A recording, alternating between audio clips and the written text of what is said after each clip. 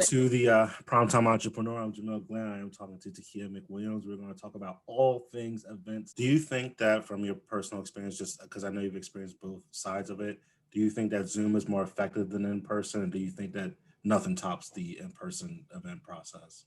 I think it really just depends on your event. Like if your event was heavy on networking and making those personal connections in order like to sell a product or a service, then you may be missing out on that. People might be distracted at home with their kids in the background or Mm, their Uber Eats coming in to drop off their delivery.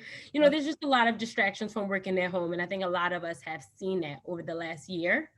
But if, like I said, if you are this place that maybe usually has a cap on your event because you can only hold 200 people in this conference center, and now you've been able to sell more tickets because you've been able to reach people, across the country or across the globe, then that's a huge win from you. You're making more money, you're recording your sessions and offering, somebody on the other side of the world to watch it at a later date.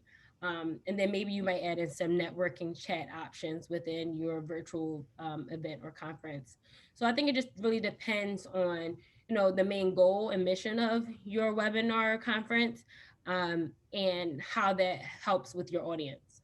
So I guess picking up like kind of what you're laying down, like a more of a hybrid type of approach where you're doing the in person, but also can provide the virtual to reach the entire audience might be the best bet for the best conference. Because that makes sense. Because if you have somebody that can't afford the conference or can't Hmm. make the conference or can't or just they just don't want to go, they Yeah.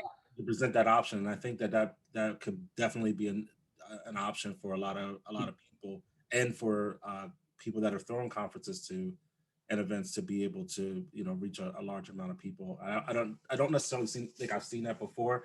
I think before COVID, you'd have the event and that was just the event. It Yeah. wasn't Missed it. Oh well, should have saved some money, right? right. So I think that's definitely a strategy that people can use. Do you think that I know from if I ask this question, you're going to immediately people would immediately say yes. But to be extremely effective with a virtual event, do you think it costs less to have a virtual event to get all of the bells and whistles out of a virtual event, or does it cost less to have a full scale in person event? Because you can have a virtual event and have like four people show up on the line. Does it cost you anything from Zoom? And that's that. But like to really get the most out of it, do you think that it would what would be more expensive, the in person or the virtual event? Yeah, I think typically from what I've seen just working with in-person events, that those can have a very hefty like price tag, especially if your event is offering people the opportunity to pay for their flights or pay for their rooms and pay for their meals. That type of stuff really adds up if you're renting like, a ballroom in a hotel or a conference center. That's coming completely out of your pocket, where a virtual event may just look like you already having your staff that's already a salary paid, you having them all hands on deck, whether it's a 24-hour virtual conference or just a set time frame, maybe from 2 to 4. The biggest spend might just be on marketing Mm. and the virtual platform that you might have built.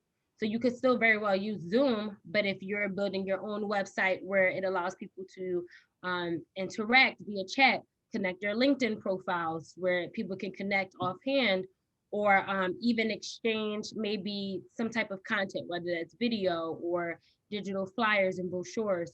Those type of platforms require a lot more detail. And there's some out there that are kind of like template molded where you can just like pop in your information for a cost. But I still think that would be a lot less than spending, a couple of grand. We're talking like 30 to 80,000 for, a weekend conference that requires lodging and meals to be provided to all of your attendees. Yeah. So I think virtual is still very much, kind of like the upper hand, even post COVID. We'll see.